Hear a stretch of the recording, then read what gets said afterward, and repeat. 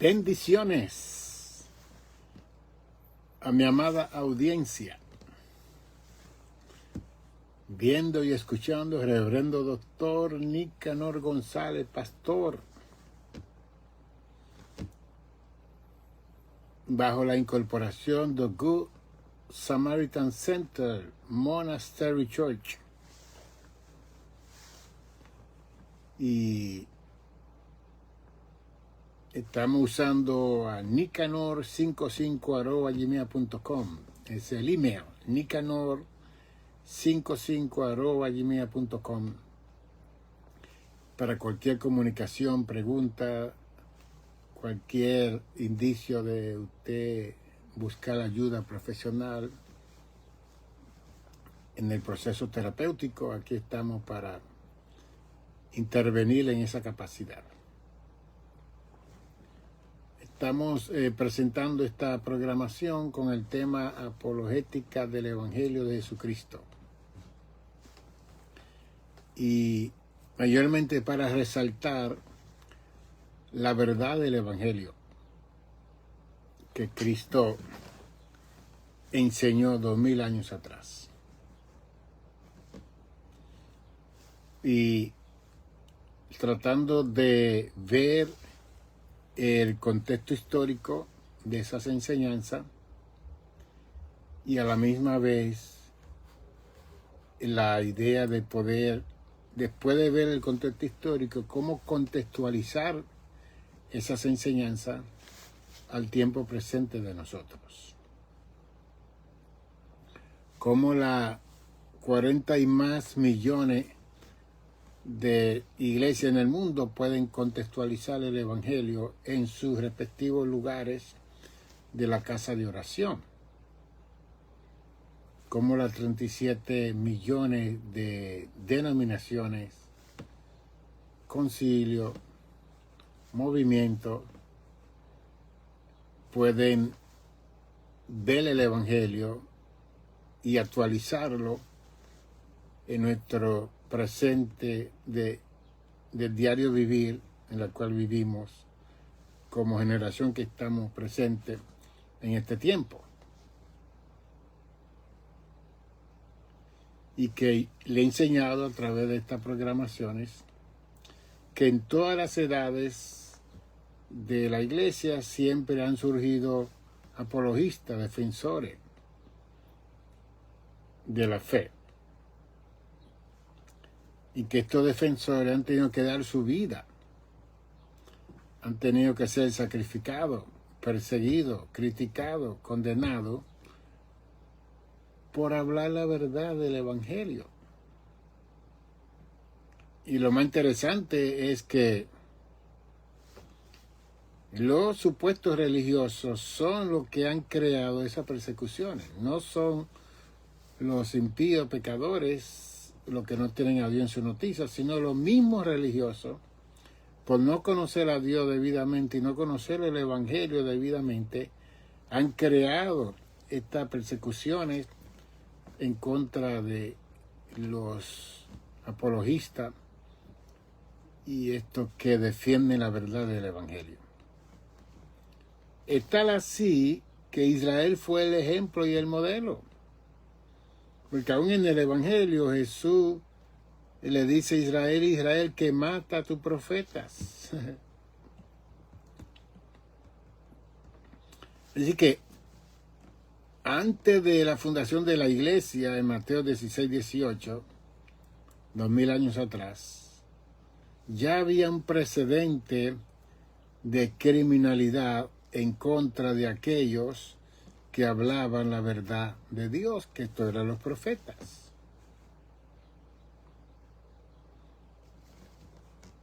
Y que la iglesia que Cristo comenzó a fundar en el primer siglo no era la excepción y no se iba a escapar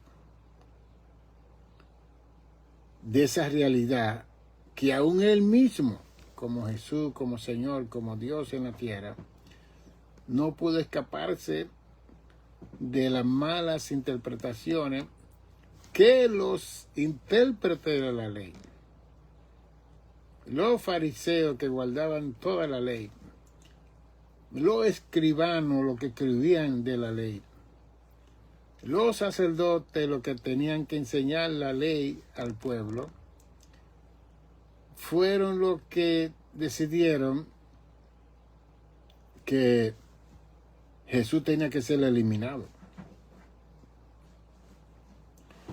Porque el pueblo en general estaba recibiendo los beneficios de los milagros, las señales, los portentos y las maravillas que Cristo hacía en la multitud. Mientras que los fariseos están planificando cómo eliminar a este hombre. Los sacerdotes, los intérpretes de la ley, los escribas.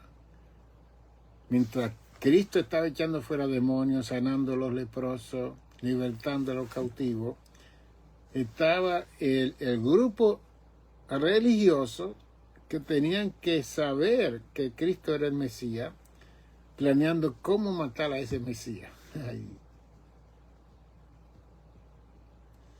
Y hacían sus reuniones clandestinas y planeaban cuestiones y preguntas con motivos ulteriores para que Cristo contestara mal y ellos tomarlo preso. Mire, qué interesante esta situación, ¿no? Como alguien que tomó una moneda y la moneda estaba retratado, implantado, sellado, el emperador de aquel entonces, que era César, Darío. Y Cristo dijo, enséñeme la moneda. Y él vio la moneda. Y él dijo, ¿quién es este? ¿Sabía Jesús quién era? Seguro. Pero a Jesús le gusta que la gente le sepan que ellos saben lo que están tramando. Ese es César, el emperador de Roma. Pues dale a César lo que pertenece a César y a Dios lo que pertenece a Dios. Y que dice la Biblia que la gente se maravillaba de esa doctrina. Esta mujer fue encontrada en adulterio. Hay que apedrarla, dice la ley de Moisés. Jesús no dijo que la mujer no era una adúltera, o que era. Jesús no lo contradijo a ellos diciendo, no es verdad o es verdad. Jesús tenía una enseñanza mayor, que era la enseñanza del Evangelio, que proclamaba la verdad de todos los asuntos de los seres humanos.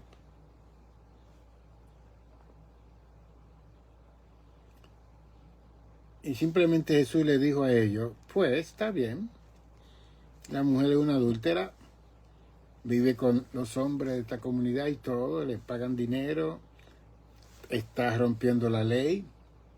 Ok. Estaban los fariseos, estaban los sacerdotes, estaban los intérpretes de la ley, los maestros, los escribas. Y Jesús le dice, pues el que esté sin pecado tiene el derecho de tirar la primera piedra. Wow. Bien. Así que Cristo nos trae un argumento teológico, filosófico, sociológico o psicológico. Él trajo un argumento de Romanos 3:23 que dice que por cuanto todos pecaron, todos están destituidos de la gloria de Dios. Ese fue el argumento que Cristo trajo. Entonces, como Jesús sabía que todos eran unos pecadores y posiblemente peor que la mujer adúltera, como ellos decían, pues entonces atrévase alguno de ustedes entonces que sea más santo que ella, más puro, más perfecto, más religioso, más el que más ora, el que más ayuna, tire la piedra. Y él se inclinó y comenzó a escribirla en la tierra. Mientras que vivía en la tierra, todo el mundo estaba tirando la piedra en el piso. Tiraron la piedra y cada uno de ellos se iba yendo. La mujer estaba en el piso tendida esperando su muerte.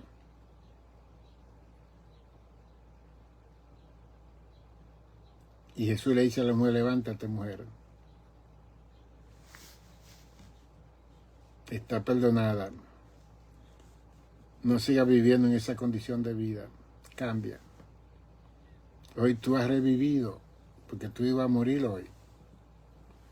Y como yo te he dado la vida, ya tú sabes, comienza a hacer los cambios en la vida tuya. Porque entonces a ella también le dieron una responsabilidad. No es que simplemente un perdón y vete y ya, no. Vete y no peques más. En ese sentido de vivir esa práctica de mujer adúltera. Entonces el Evangelio es una acción de verdad que confronta a los hipócritas, a los que de frente son una cosa y de espalda son otras cosas, a los que fingen con el uniforme dentro de la casa de oración ser una cosa y en su casa y con los vecinos y en el trabajo ser otra cosa. Eso es lo que hace el Evangelio, que confronta a este tipo de personas.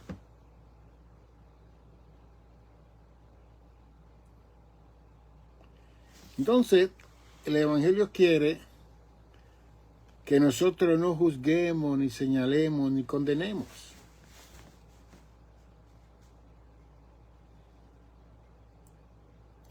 Porque si en Juan 3:17 dice que Dios no envió a su Hijo para condenar al mundo, sino para que el mundo fuese salvo. ¿Usted entiende eso?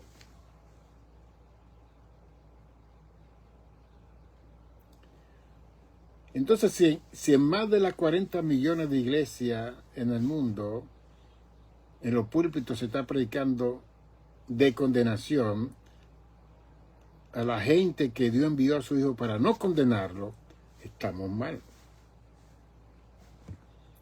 Entonces nosotros como predicadores, pastores, evangelistas,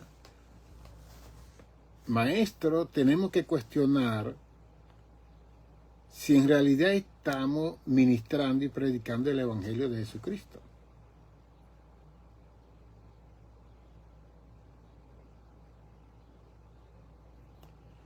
Entonces, siempre ha existido una jerarquía de gente sabia, entendida, conocedora.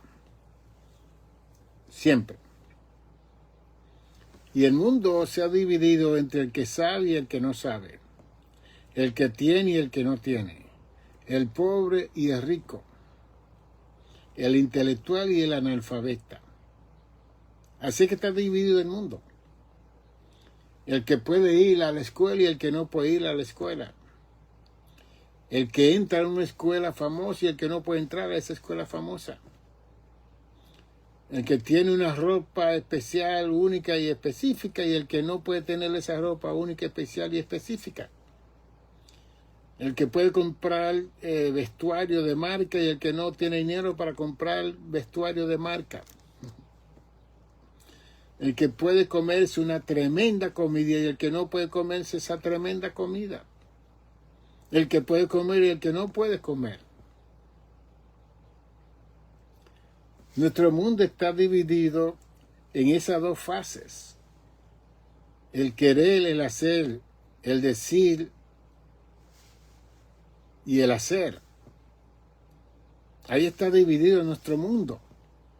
Y cada uno de nosotros se encuentra en una de esas esferas dimensional aquí en la Tierra. Y ahí es donde los seres humanos hemos creado una tremenda lucha, y esa lucha se ha basado en competencia. En competencia. Y no es una competencia saludable y buena, es mala esa competencia.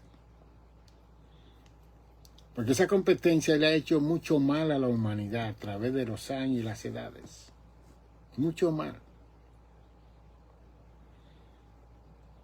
Y el mismo Satanás y el diablo y los demonios no han tenido que hacer mucho, especialmente contra el mundo religioso, porque el mundo religioso tiene el potencial de destruirse a sí mismo, los unos a los otros. Porque no hemos reconocido que somos pecadores. Y cada vez que recibimos una cosita hermosa y maravillosa, ya nos creemos que somos lo mayor, lo superior,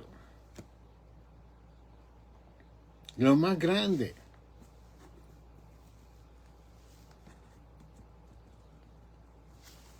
Entonces, ¿cómo vamos a aprender de lo que Cristo vino a enseñarnos a nosotros? ¿Y cómo nos atrevemos nosotros a contradecir la enseñanza de Jesús con nuestra actitud, comportamiento y conducta? ¿Cómo vamos a estar hablando de alguien cuando yo estoy haciendo peor de ese alguien? ¿Cómo vamos a estar señalando a la persona que el Señor dice que para su Señor esa persona está en pies? Quizá para ti no, pero para el Señor esa persona está en pies.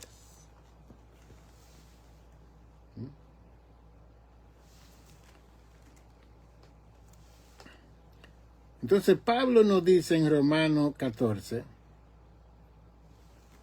nos dice a nosotros en Romanos 14, muy claro, me tomé la luz para que ustedes puedan ver, Romanos 14, Pablo nos dice a nosotros, en el verso 4, una pregunta, ¿tú quién eres que juzga al criado ajeno?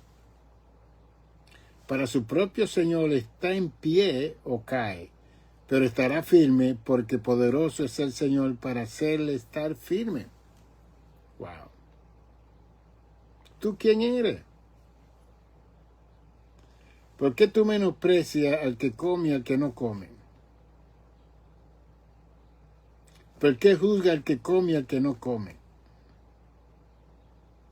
¿Por qué juzga al criado ajeno?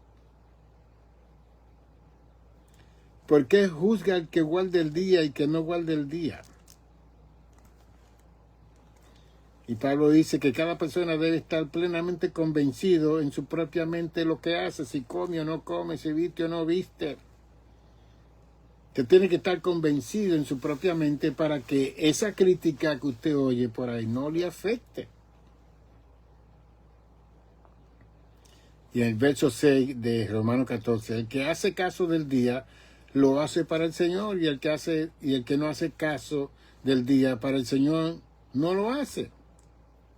El que come para el Señor come, porque da gracia a Dios, y el que no come para el Señor no come y da gracia a Dios. Eso es Pablo hablando como una extensión del Evangelio a la iglesia de la diáspora de judíos que estaban allá en Roma.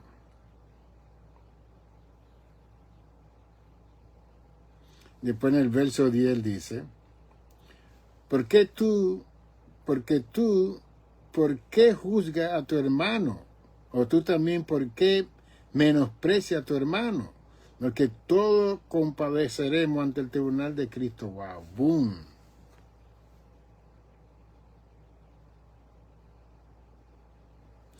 Verso 12. De manera que cada uno de nosotros dará a Dios cuenta de sí. Y después en el verso 13 él dice, así que ya no juzguemos más los unos a los otros, sino más bien decidir no poner tropiezo o ocasión de caer al hermano o la hermana. ¡Auch! Qué enseñanza poderosa, ¿no? Y como yo le he dicho, Cristo enseñó todo eso, él no tuvo mucho tiempo para dar tantas explicaciones, y levantaron a Pablo, que era lo mayor en conocimiento de la ley y todo, lo levantaron a él. para que él explicara mejor a la iglesia el asunto del evangelio, de la gracia.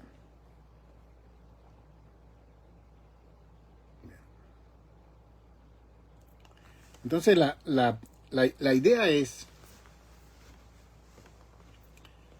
Dios le dio la misión a la iglesia de hacer discípulos a todas las naciones del mundo. Dios le dio la misión. Y que toda persona que viene a la iglesia,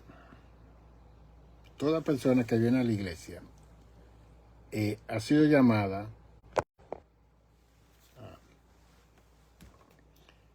cada persona ha sido llamada a la que viene a la iglesia para cumplir con esa gran comisión de alcanzar a todo el mundo para el Señor. No para juzgarlo, no para condenarlo. Si está, si no está, la idea es llevarlo a los pies de Jesucristo. Enseñarle la gracia, el evangelio de la gracia. Y que esa persona llegue a estar libre consigo misma, consigo mismo, delante del cielo. Y que viva esa vida de libertad. No de condenación. No de atadura, como dice Mateo 23. Que todos esos fariseos le ponían atadura. Atadura le ponían a la gente. Ellos no liberaban a la gente, ellos lo cargaban más y más y más con lo que no tenían que hacer. Entonces Jesús le dice a sus discípulos, así que todo lo que os digan que guardéis, guardadlo y hacerlo, mas no hagáis conforme a sus obras, porque dicen y no hacen. Eso es Mateo 23:3. Dicen y no hacen, porque atan cargas pesadas y difíciles de llevar y las ponen sobre los hombros de los hombres, pero ellos ni con un dedo quieren moverla.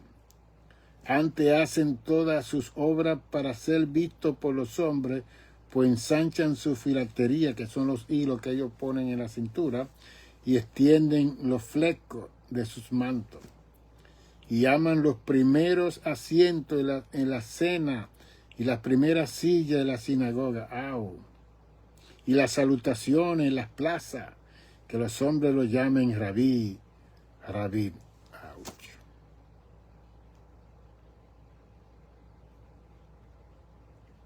Bien interesante todo esto.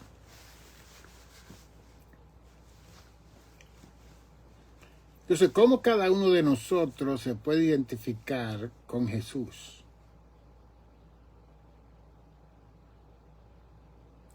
Dios no lo salva a usted para usted identificarse con el templo, o el nombre del templo, o de la casa de oración.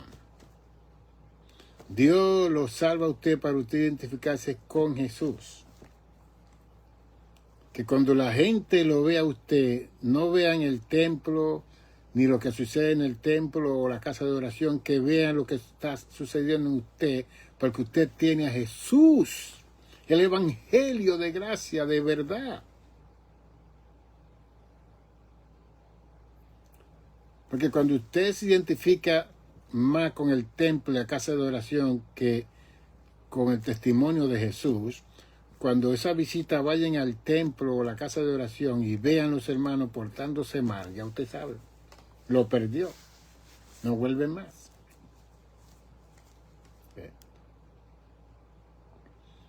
Pero nosotros identificarnos con nuestra comunidad, que somos como ellos, pecadores, pero somos pecadores arrepentidos, y si cometemos algún pecado pedimos perdón y la sangre de Cristo nos limpia, como dice primera de Juan 1, 9 y 10. La sangre de Cristo nos limpia todos nuestros pecados. Pero la iglesia ha hecho una separación tan grande de su propia comunidad que eso no tiene interpretación. Por eso mi libro que está en Amazon, La incomprensión del mal y la santidad de Dios. Aquí en este libro, mándelo a buscar en Amazon, porque así hago la diferencia de la condición del mal que vive el ser humano y la santidad de Dios que nos atrae en medio de nuestra condición de mal, nos atrae a su santidad. No nos separa, no nos aleja, nos atrae, nos llama. De otra forma, ¿cómo usted explica cuando Cristo muere? ¿Cómo usted explica que cuando Cristo muere, el templo, la cortina del templo se rasgó de arriba abajo? Porque esa cortina era una interrupción para los seres humanos llegar a Dios. Y apenas quien entraba detrás de esa cortina era el sumo sacerdote una vez al año. Pues Cristo entró una sola vez y rompió la cortina de arriba abajo para que haya apertura para que todos podamos llegar a Dios. Todos los pecadores, todos los seres humanos. No ese grupito. Entonces ese grupito predilecto religioso que existía para el tiempo de Cristo entraron en crisis. Porque ellos vieron que el templo, la cortina del templo se rasgó en dos. Y fue a la muerte de Jesús. Porque Cristo presentó el perfecto sacrificio que macho, cabrío y oveja no pudieron hacer. Él se convirtió en el Cordero Pascual.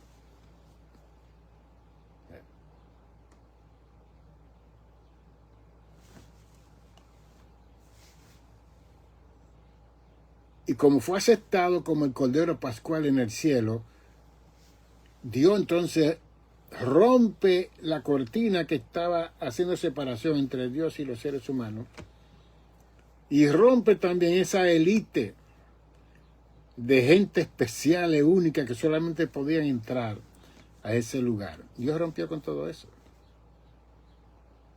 Ahora, para una iglesia entender todo eso se necesita mucho tiempo. Yo duré 40 años en una iglesia, 44 años, tratando de enseñar todo esto que le estoy diciendo ahora a 40 y pico de millones de iglesias en el mundo. A ver si alguien puede entender lo que estoy enseñando. A ver si alguien puede captar lo que estoy enseñando. A ver si alguien puede entender, comprender lo que es el Evangelio. En el Evangelio no hay excepción de personas, no hay raza, no hay color, no hay lenguaje, no hay negro, no hay blanco, no hay analfabeta, no hay intelectuales, no hay nada de eso. En el Evangelio que hay seres humanos, pecadores, que necesitamos la gracia de Dios todo el tiempo.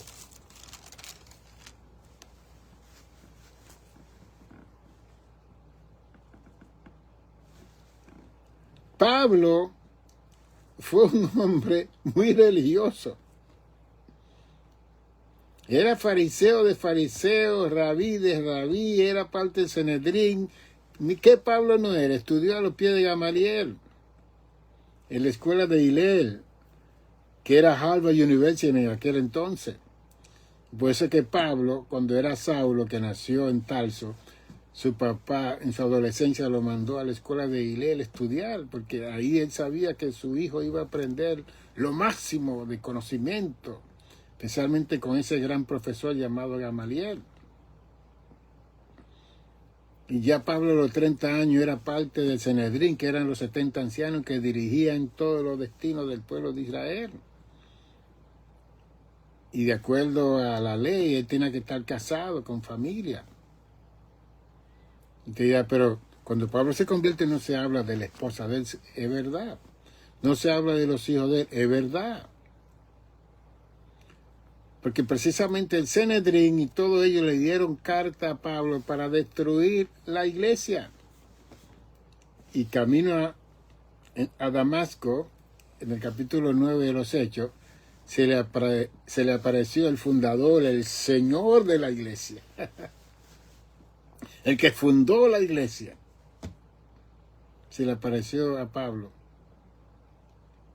en los años 30 después de Cristo.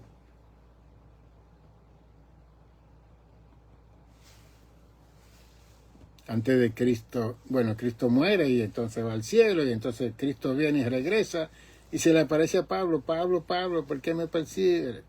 Dura cosa es tirar cosas contra el aguijón. ¿Quién eres, Señor?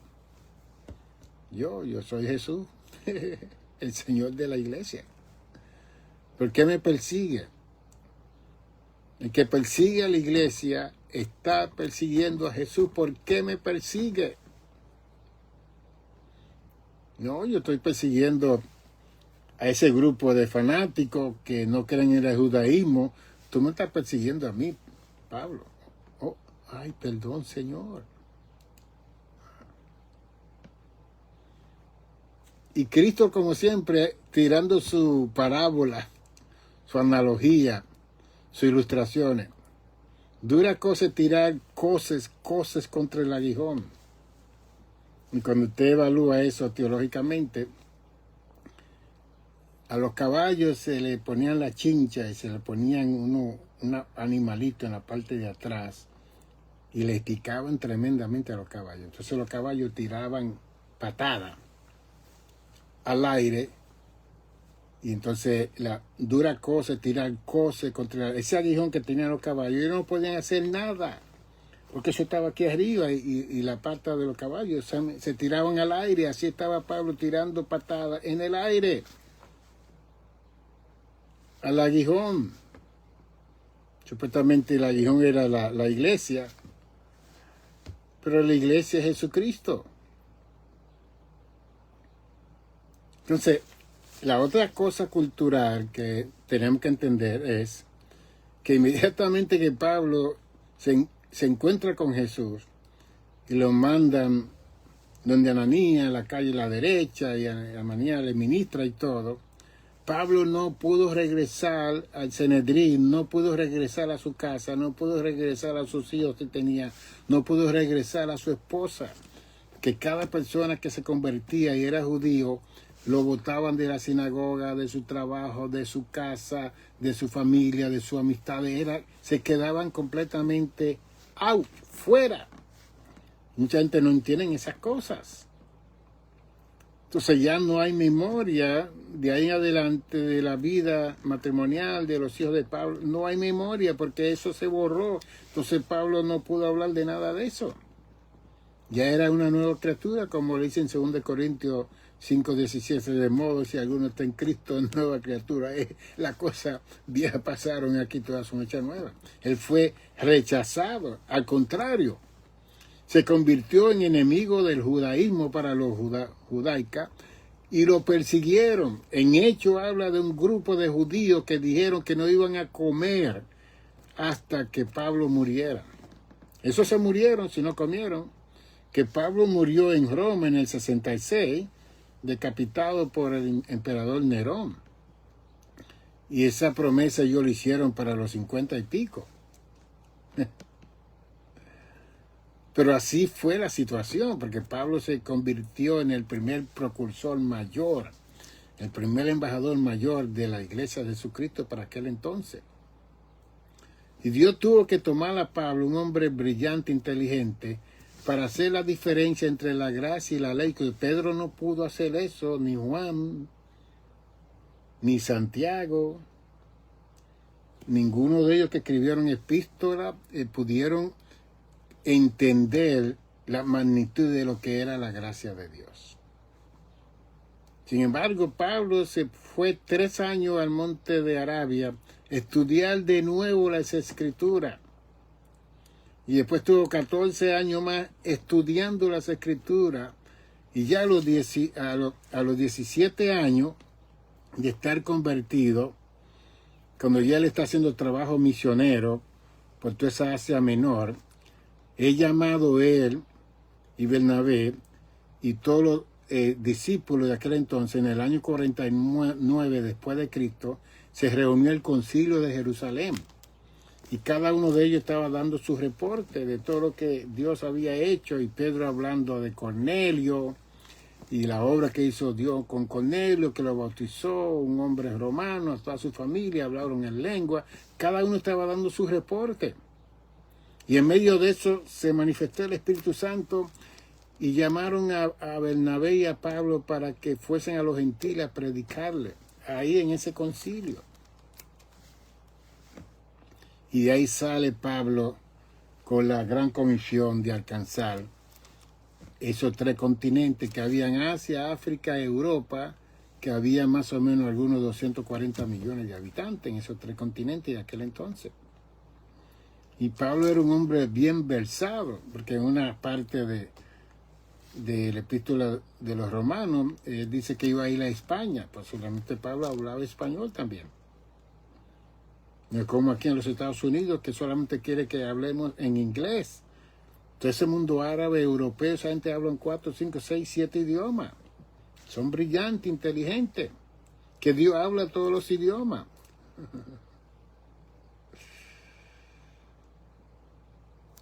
¿Qué estamos diciéndole a ustedes con todo esto que les estoy mencionando? ¿Cómo contextualizamos esta situación, esta realidad con nuestra vida cotidiana en nuestras congregaciones de todo el mundo? Ve.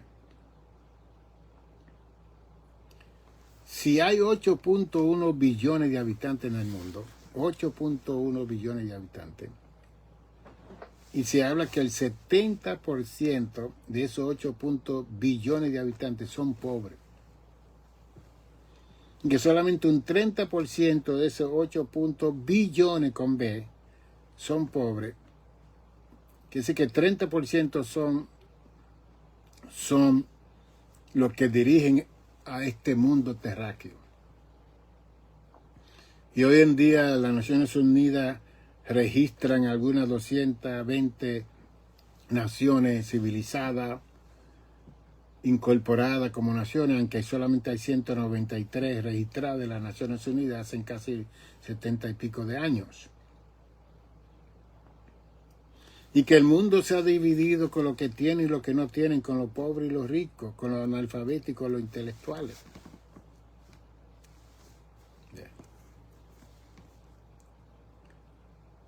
Si Cristo hubiera venido para este entonces, Él se hubiera identificado con los pobres.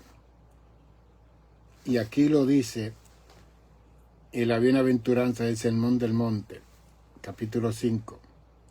Bienaventurados los pobres en espíritu, los que lloran, los mansos, los que tienen hambre, los que tienen sed de justicia, los misericordiosos, los limpios de corazón, los pacificadores, los peacemakers, los que padecen persecución. Si Cristo hubiera venido para este entonces, todo ese grupo de gente, todos esos hombres, esos 140,000 hombres desamparados que hay aquí en Nueva York, Él estuviera administrándole a toda esa gente en las calles, tirados en el invierno y en el verano. Cristo. Abrazándolo y sanándolo. Pero ¿qué nosotros hemos hecho hoy en día en la iglesia de Jesucristo? ¿Qué hemos hecho?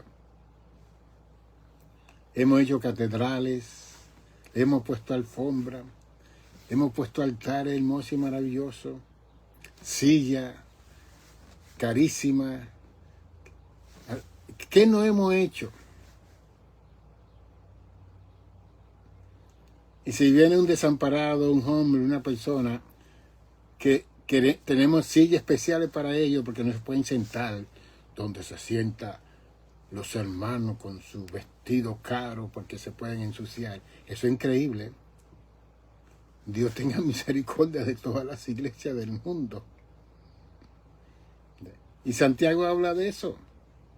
Que cuando viene un hombre con un anillo grande y viene con vestuario diferente, le damos la primera parte, lo sentamos adelante con todo.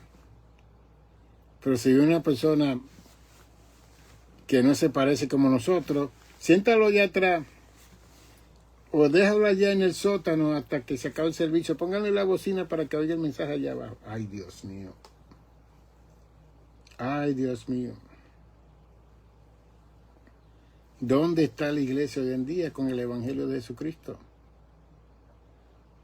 Cuando en Mateo 11, 28 dice: a todos los cargados, a todos los trabajados, Jesús dijo: venid a mí y descansad. Liviana es mi carga. Entonces nosotros estamos con lo que Cristo contradijo en Mateo 23 a ese grupo religioso que decían que tenían la verdad y lo que estaban atando con carga pesada a todo el mundo. Así que mi trabajo como apologista y defensor de la fe es quitarnos la máscara, comenzando conmigo, la máscara, y comenzar a ser como Cristo quiere que nosotros seamos.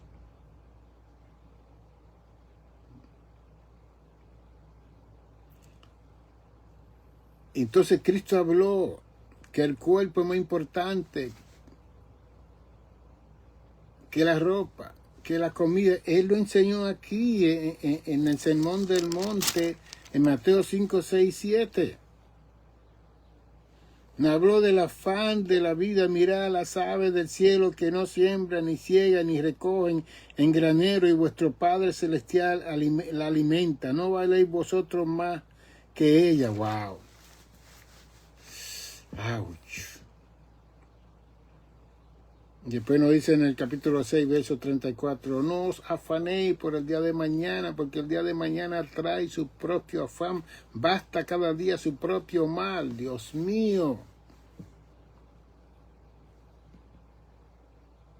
Pero nosotros queremos más, queremos más, queremos más, queremos más, y nos matamos, nos destruimos, nos enfermamos, nos quebrantamos.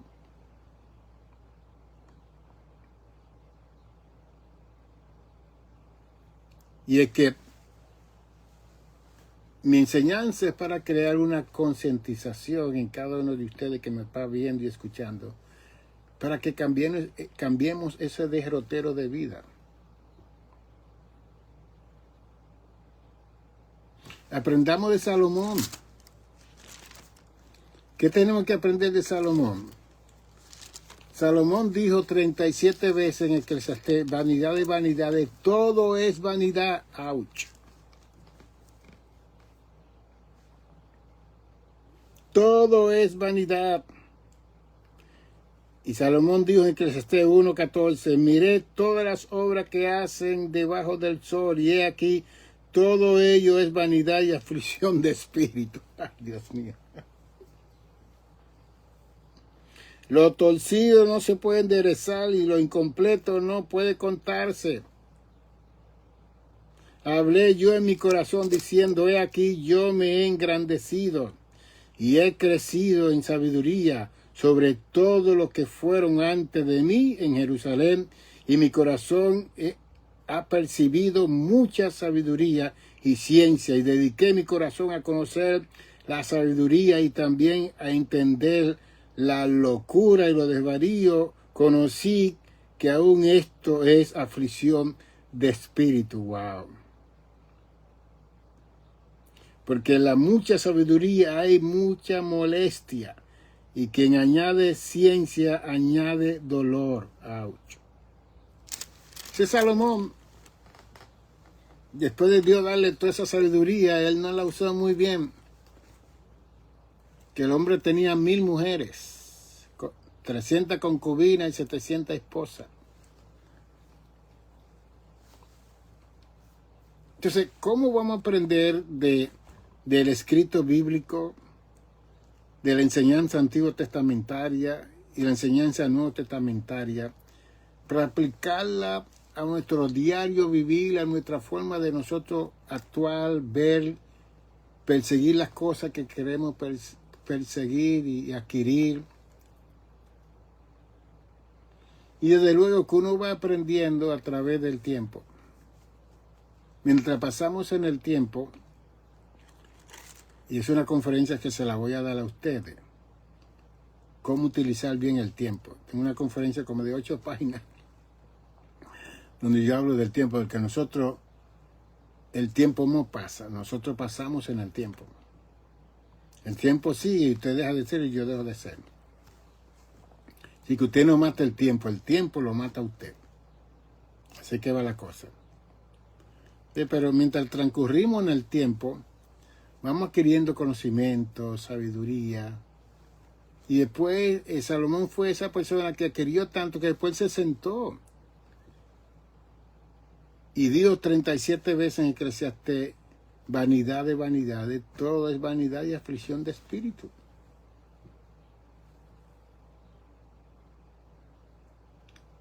Entonces también él nos dice en Eclesiastés 9:10, todo lo que te viniere a la mano para hacer, hazlo según tus fuerzas. Esa parte no la leemos, la parte, según tus fuerzas. Y como nosotros hemos entrado en edad, yo he podido ver que hay cosas que ya yo no puedo hacer que yo hacía antes. ¿Ve? Puedo aparentar, pero mi cuerpo se va deteriorando, como dice en 2 Timoteo. Esta parte exterior se va deteriorando. Ya usted no puede hacer lo mismo que usted hacía antes. Por eso es que existen los retiros, existen los sabáticos, existen las vacaciones para recuperar.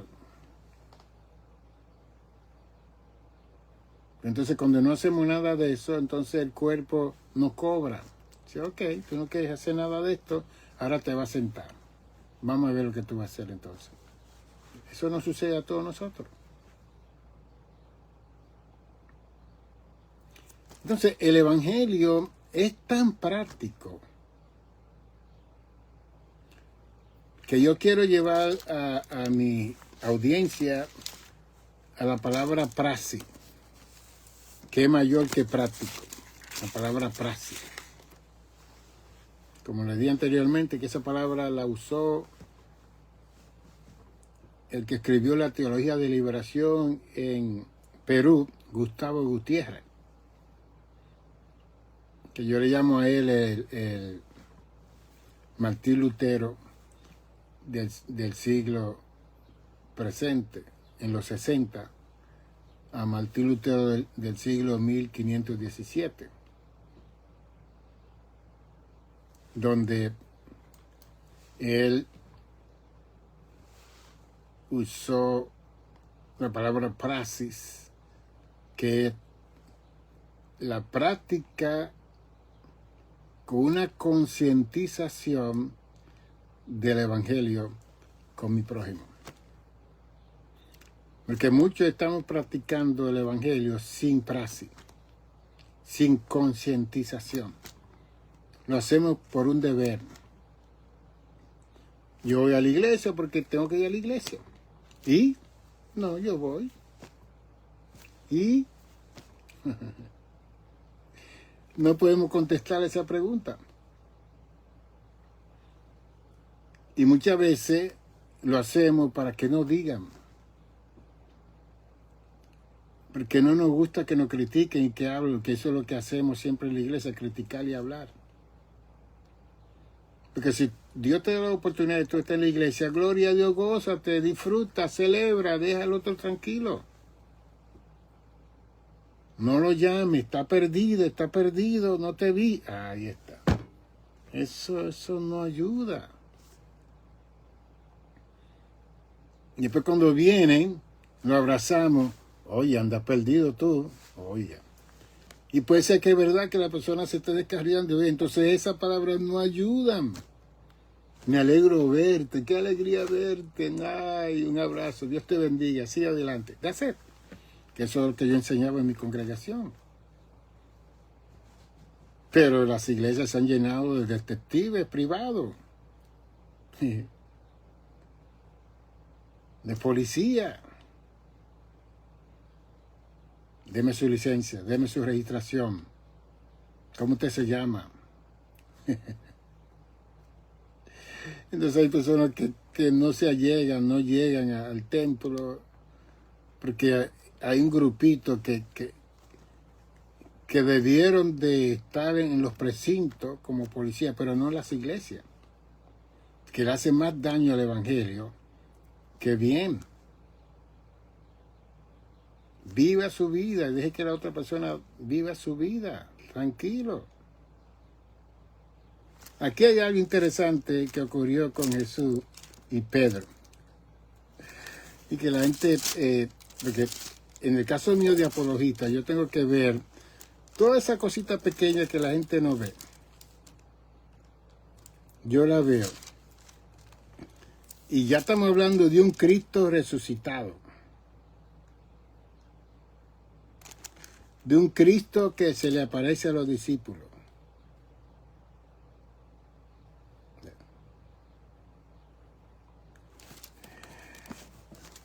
Y entonces, ya Cristo está resucitado, se le aparece a los 12, a los 11, que ya Judas Iscariote no estaba por ahí.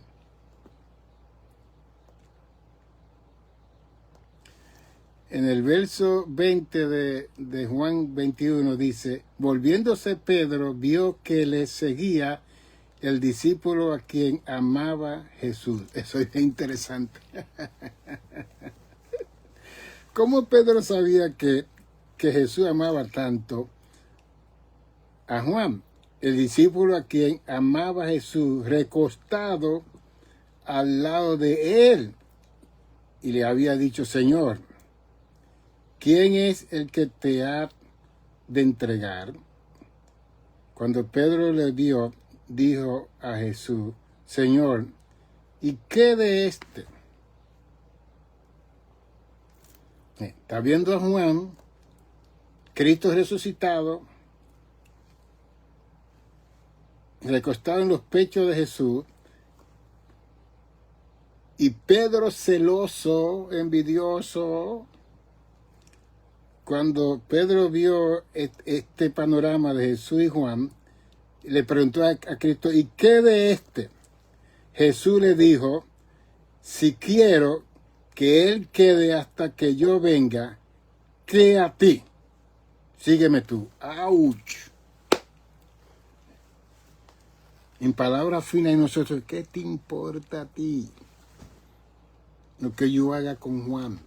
Y después le dijo, si yo quiero que él se quede, oiga eso, me hubiera gustado que Cristo hubiera cumplido eso. Que entonces hubiéramos visto a Juan todavía esperando el rapto de la iglesia con nosotros, 2000 años. Mire, Cristo le dijo a Pedro, si yo quiero que él se quede hasta que yo regrese, ¿y qué de ti? ¿Y qué? A mí. Cristo era bien confrontativo. ¿Qué te importa a ti?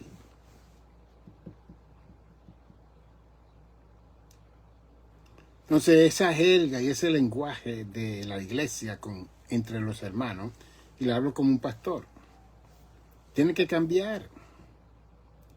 Cada vez que veamos los hermanos en la congregación, celebrar la persona de esa persona, no atacarlo, no condenarlo, no decirle que está mal, que por qué no viene. Usted no sabe, uno va a adorar, a cantar, porque yo tengo que divulgar mi vida a usted. ¿Quién es usted? Aucho. Váyase y ore, adore a Dios. Porque no dice, me alegro de verte, sigo orando por ti y tu familia. Ya. El mucho hablar es pecado. La gente que habla mucho pecan.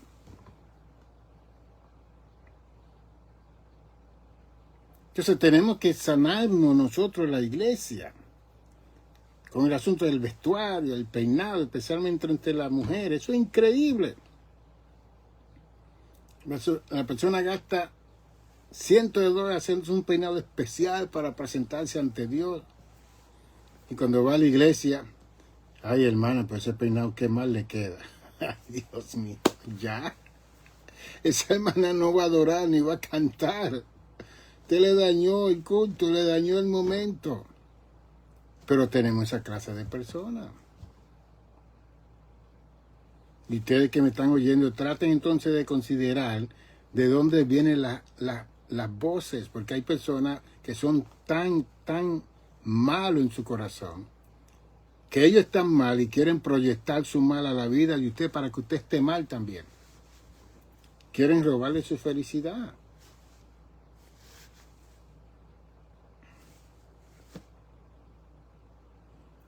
¿Y qué de este? Dios mío. Usted sabe lo que Cristo resucitar, ir al infierno, quitarle la llave a Satanás de la muerte. Él ir solito allá, confrontarse al príncipe de las tinieblas. Como él dice en Juan 14, 12, 31, que yo he venido para echar fuera al príncipe de las tinieblas. que la lucha de Cristo fue mayor que todo, fue la salvación del género humano, y viene ahora y se presenta a 11 discípulos, y mire lo que está bochinchando Pedro, sintiéndose celoso porque Juan vio a Jesús y se tiró en el pecho de él y lo abrazó y todo, y Juan viene y le pregunta, Pedro le pregunta a Jesús, ¿y qué de este? Como que, ¿de esto va a seguir? Dios mío. Mire, Jesús se enfogonó, se puso furioso. ¿Y qué de ti? Sígueme tú, estate tranquilo. Deja que yo haga lo que tengo que hacer con quien yo tengo que hacer. Ouch. Y esa competencia está dentro de todas las iglesias del mundo. Yo siempre le decía a mi congregación que todos tenían el derecho de acercarse a mí. Y estar conmigo, de llamarme, todos tienen el derecho. Si algunos se bloquearon, eso fue problema de ellos, no mío. Yo con toda la educación que tengo, yo quería ser siempre un ejemplo, he querido ser siempre un ejemplo para todo el mundo, donde quiera que yo voy. Y estudié lo máximo. En una comunidad de tanta necesidad como el sur del Bronx.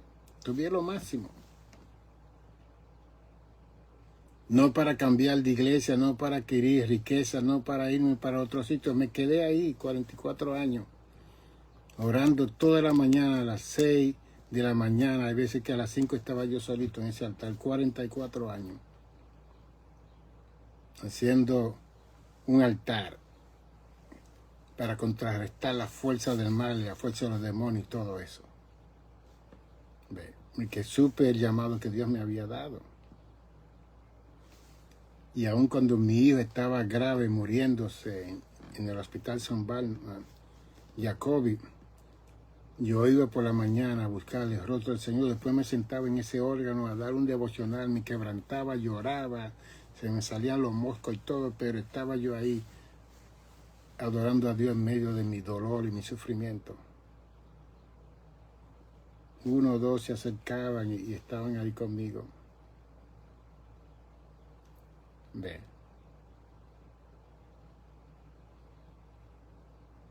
Como dice el canto, fácil es cantar cuando reina la paz, pero en el dolor, ¿quién canta?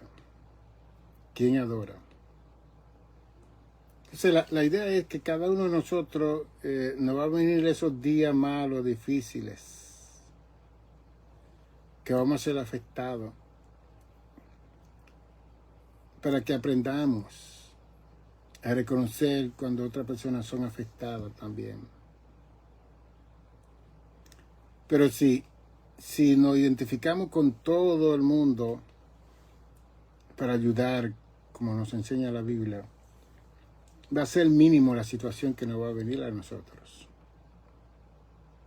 Todo esto que me ha sucedido a mí está dentro de un estado de incomprensión. De que hay cosas que Dios hace que uno no entiende ni comprende hasta que. Y eso le ocurrió al profeta Osea, más de 2000 años atrás. Eso es lo que Dios tomara un profeta, decirle, ve a la calle donde están las prostitutas, las rameras, y cásate con una de ellas. Y Osea tuvo que ir y casarse con esta muchacha. La llevó a la casa, tuvieron hijos. Y llegó el momento donde ella se le fue de la casa. Y Dios le dijo a Osea, ve, búscala. Que cuando ella se fue, Osea se sintió, wow, qué bueno, gloria a Dios. Ve, búscala. Y Osea la buscó, la trajo. Y cuando Osea se metió en su cuarto secreto a hablar con Dios, Dios le dijo, así es mi pueblo Israel. Y en Ezequiel 16, lee el capítulo 16 de Ezequiel para que usted vea lo que hizo Dios con el pueblo. Léalo, Ezequiel 16, lee ese capítulo. Y si lo lee en el Espíritu, yo le aseguro que usted va a caer llorando, va a quebrantar su corazón. Lo que Dios hizo con Israel.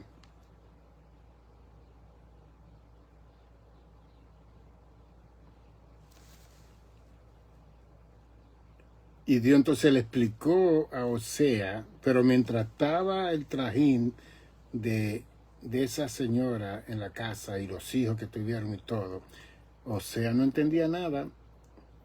Cuando se le fue y la buscó, entonces Osea comenzó a buscar ¿qué es lo que pasa?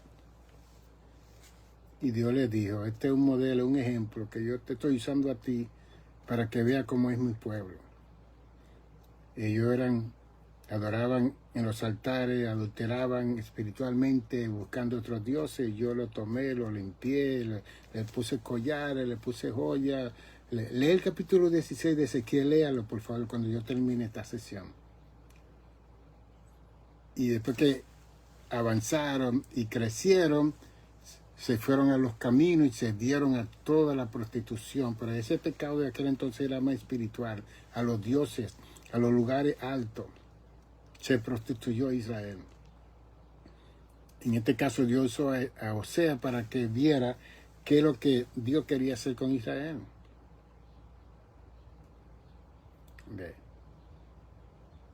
Entonces ahorita ya tenemos la iglesia que somos nosotros. En que toda la gente que está en la iglesia hemos sido sacados del mundo, de religiones, de situaciones precarias, difíciles, complicadas, de trauma, de todo. Y hemos sido sanados, hemos sido salvados, hemos sido redimidos.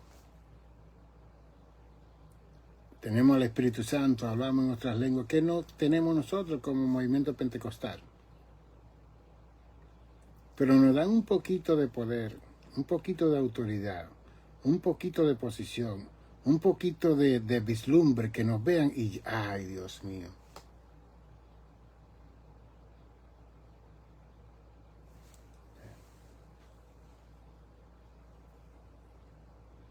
Dios tiene que tener misericordia de la iglesia para que nosotros sigamos siendo ejemplo dentro de la comunidad de la iglesia para que se salve la comunidad.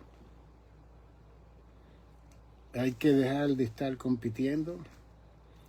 Hay que dejar el dedo señalador, acusador, y comenzar a vivir la vida del Evangelio.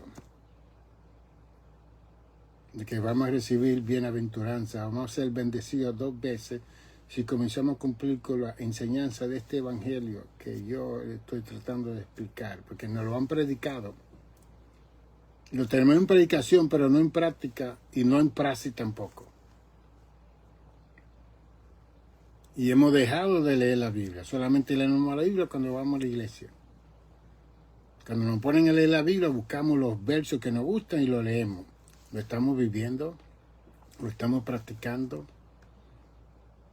¿Y con quién uno practica eso? Con mi prójimo, no es con Dios. Dios sabe mi corazón. Dios sabe. Bien. Seguiremos hablando mañana ya por la tarde, cuando se terminen los servicios de todas las iglesias. Yo mañana a las 3, las 4, por ahí, me siento con usted y seguimos en diálogo para seguir conversando de este tema de la apologética del Evangelio de Jesucristo, para que podamos crecer. Pero por lo menos lee este libro, La incomprensión del mal y la santidad de Dios. Quizá mañana podamos leer juntos el capítulo 16 de Ezequiel para yo explicárselo. Porque Ezequiel fue un profeta que Dios levantó hace 2500 años atrás. Así que lee este libro, La incomprensión. Está en inglés, siempre se me olvida esto, está en inglés. Si usted no entiende mucho español, para leer, búscalo en inglés. Busque Reverendo Doctor Nicanor González, Amazon, y ponga el libro. The Incomprehension of Evil and the Holiness of God. Es el tema en inglés. La incomprensión del mal y la santidad de Dios. Porque si usted lee este libro, usted va a ver cómo yo defino, cómo yo describo el mal que hay en la vida de todos nosotros. Y que nadie se puede escapar de ese mal. Y que cuando sabemos que hay un mal en nosotros, ese mal se manifiesta en cualquier momento en contra de gente buena y en contra de gente sana y en contra de gente que vive la vida con Dios. Entonces Dios nos va a llamar a la cuenta a nosotros. Gracias por escuchar, gracias por darle gracias a mi hermana Paola y los demás que nos mandan saludos, a mi hermana Mercedes, pastora misionera, bendiciones a todos ustedes que están en esta programación. Proyecto The Good Samaritan Center Monastery Church es el lugar donde vamos a estar proyectando todas estas reflexiones. También la estamos pasando a YouTube. Así que si usted va a YouTube y se ha perdido algún programa, búsquelo ahí, porque están diciendo que Facebook está solamente teniendo esta clase de programa como por 30 días. Ellos cambiaron ya su póliza. Entonces tengo varias personas que me están ayudando y están pasando esos programas a YouTube, que ahí duran más tiempo. Así que usted busca Reverendo Dr. Nicanor González, YouTube, apúntese, suscríbase y mándele eso. Usted lo puede ver en televisión, en su televisión grande, lo puede ver con su familia, para que siga la enseñanza de este pastor en los oídos, en el corazón de todas las personas que quieren aprender. Me puede llamar si quiere alguna terapia, 646-755-1290. Soy licenciado psicoterapeuta del estado de Nueva York. Y la gente me viene a ver muchas veces porque ellos no quieren ver gente secular, porque aquí tratamos con cosas espirituales, diablos, demonios, que no puede hablar eso con los psiquiatras porque le van a dar medicamentos y lo van a trancar en un manicomio. Conmigo oramos para reprender toda fuerza del mal, para que usted se libere de una vez de cualquier situación. Pero me puede llamar al 646-755-1290. Tengo 10 libros más que están aquí en cajas, usted lo puede mandar a buscar llamándome o me escribe nicanor55@gmail.com, nicanor55@gmail.com. Dígame: hello, doctor González, mándeme el menú de toda la conferencia que usted tiene y todos los nombres, todos los libros, para comenzar a mandar a buscar ese material suyo. Esto que ustedes están oyendo aquí, yo estoy escribiendo. Ya tengo mi otro libro en la computadora, ya tiene 420 y pico de páginas más. Pero estamos tratando de vender este libro para entonces conseguirle el dinero, que hay que mandar como 10 a 12 mil dólares para escribirle el otro libro en inglés y en español. Y como ya dejamos de trabajar en una congregación que teníamos un salario, ya no está en esos medios. Ahora tenemos que depender de lo que nos da el Seguro Social y otras cosas más por ahí, y estipendio y cosas, pero no es lo mismo. Y por eso es que necesitamos seguir vendiendo estos libros para producirlos más y poner todos estos libros en Amazon. Yo quiero poner mis 11 libros en Amazon para tener una página completa que usted simplemente escriba y lo mande a buscar allá, porque yo tengo miles de libros aquí detrás de mí en todos los lugares que hay que venderlo para que podamos utilizarlo para los otros libros. Bendiciones, nos vemos mañana ya a las 3, a las 4. Está en sintonía con The Good Samaritan Center Monastery Church. Su pastor, Nicanor González.